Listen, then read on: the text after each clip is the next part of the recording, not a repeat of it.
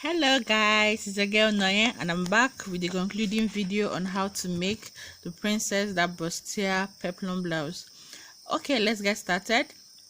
So now I've turned my neckline with the lining. Remember I told you to cut a piece, lining piece separate from the satin and the lace. Okay, so I used the lining to turn the neckline for both the front and the back patterns.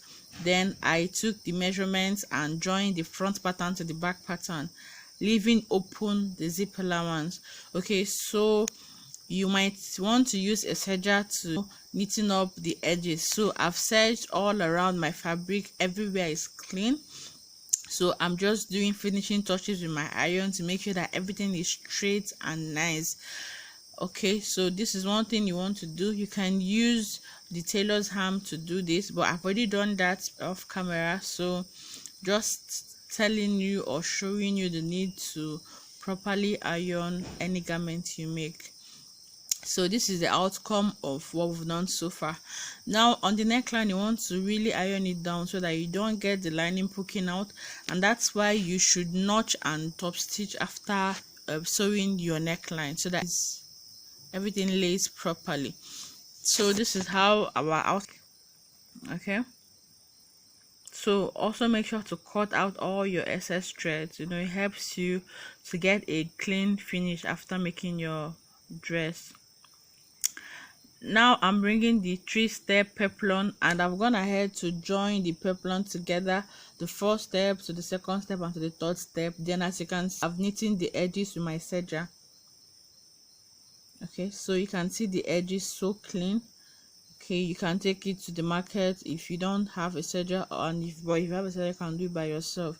So I will start attaching the peplum to the blouse, that's to the half length. Yes, so I'll be using a pin to like assemble it together so that when I just my machine, I will just stitch.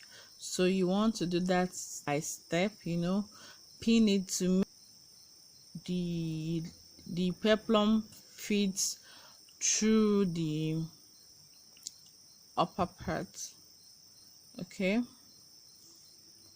so sewing tip: when you cut your peplum, you also cut the same thing for the lining, but the lining is going to be shorter than the fabric. Okay, I didn't show the sewing process of the line of the peplum, but I'm telling you now, whenever you're making a peplum, cutting the peplum and the lining at the same time is okay, but just make sure that the lining is shorter than the fabric by at least 1 inch or even half inch, so that by the time you join the edges together, or by the time you do the fabric with the lining, you won't have the lines underneath the fabric. So, and you also make sure you iron. Okay, you can still use gum stay, peplum stay, whatever color stay to give firmness to the peplum. It brings out the beauty of what you're making. Okay, so just make sure that you iron properly, iron your lining, iron the fabric, and also you can top stitch the lining if you want to. You can notch it round so that everything lays well. So that's one sewing tip. Okay, so moving back to pinning the garments together. So I've gotten to the end, the lace fabric, that's the upper part. So what I'll just do is to trim out the excess as I don't want it. I always make sure I have an excess, or I cut an excess, not so much, but at least 1 or 2 inches. Is always better to have an excess than to join and it's not enough. So you can see that I have an excess now, excess of about 1 inch. So I've trimmed that out. Then I'll go to my serger and knitting that out also. So turning to see what we made so far. Okay, you can see the peplum so wavy and nice. So I'll take it to the machine and run a straight stitch all through. Okay, so